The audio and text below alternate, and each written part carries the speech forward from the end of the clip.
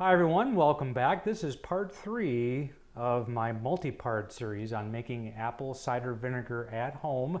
I'm trying a lot of different experimental ways of doing this. This is really just going to take off from where I left off last time, where I made 2 batches of basically apple juice and either controlled yeast or wild yeast. The one here with the label on it that says yeast, this is where I went and bought champagne yeast, store-bought yeast, and put it in here, with the idea being that this would be a faster process, a higher alcoholic content. Remember, we're striving to take the apple juice and make it a fermented alcoholic product here first before we go to the vinegar. So that's this one.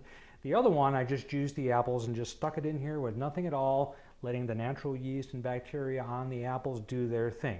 So let's see what the result has been. Okay, here is the controlled yeast process where I added the yeast. Look how clean of a fermentation we got, relatively clean. Now I've been moving these jars around a little bit, but that's about what I expect. There's apple and yeast sediment on the bottom, and if I were to let this sit without disturbing it like I have been, that would have been a lot clearer. I have not smelled this yet, but I think that's going to come out pretty good. Now let's go over to the other one. Not so great. I see green fuzz. I see all kinds of stuff in there. I'm not expecting a good possibility out of that one at all, but the next thing to do is to uncap them and take a whiff. All right, so here we go. We're gonna start with the good one first, right? Yeah, let's start with the good one. At least what I think is the good one. This is all being taped right in front of you here, recorded. I haven't tested this out prior, so we're gonna see what happens. We'll take the one-way valve off. Okay, that smells very alcoholic. This is basically apple cider, fermented apple cider. So I'm going to take a glass here and pour a little bit in here and give it a taste. I feel confident that I'm not going to swallow anything that would be bad for me, because I've been brewing for a while and I kind of taste the difference. And I've made apple cider before, so I'm thinking this is about the same. Yes, it is. And yes, the ABV on here is extremely high. I didn't take any gravity measurements, but just based on tasting this, I'd say it's above 10%. Okay, that's pretty good. All right, so they came out fine. Now it's time for this bad boy, unfortunately. Let's see what this one is like. We're gonna smell it first. Here, just get this off.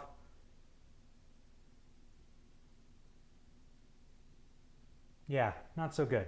Okay, so my suspicions on this, and they should always be your suspicions at home whenever you're fermenting or doing anything. Green colors, fuzzy stuff, generally a bad thing, okay, unless you know what you're doing, and even then probably not great. So this one wasn't a success. It could have been a success. It really just was variable. It depended on what got in here. There was fermentation, there was CO2 being produced, so there wasn't any oxygen in here, but it just didn't win. In other words, the bad bacteria or yeast got a hold first before the good ones did. And the reason that the good ones got a hold here first is because I gave them a boost. I gave them super yeast, okay? This one, we just kind of let nature take its course. Now, let's move on to the next step. Okay, so we have a really potent apple cider here with a high alcohol content. So the next step in making apple cider vinegar is to take this, move it into a new vessel, which I'm going to do right here, is pour it on in.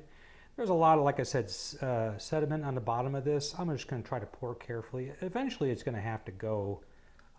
It doesn't really matter if it's in here for part 2, but I'll just pour slowly and leave a lot of it in the bottle. So this is really looking good. Like I say, a friend of mine on Facebook is like, I hope you hold some of that apple cider back. And my answer to him was, oh, of course I do. That was my college roommate, by the way. But anyway, we're just going to get this in there.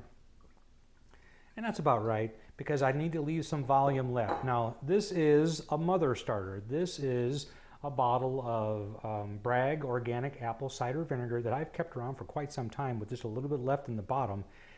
And there's a mother in here. So the goal is I'm going to put this in here. There's no alcohol in this. This has been converted to vinegar. But this little mother would love nothing more than to get in there and eat that alcohol and create the acetic acid that we need for vinegar. So I left a little headroom on this. We'll just take what's in this bottle and pour it in there. Big old chunk of it just fell in there.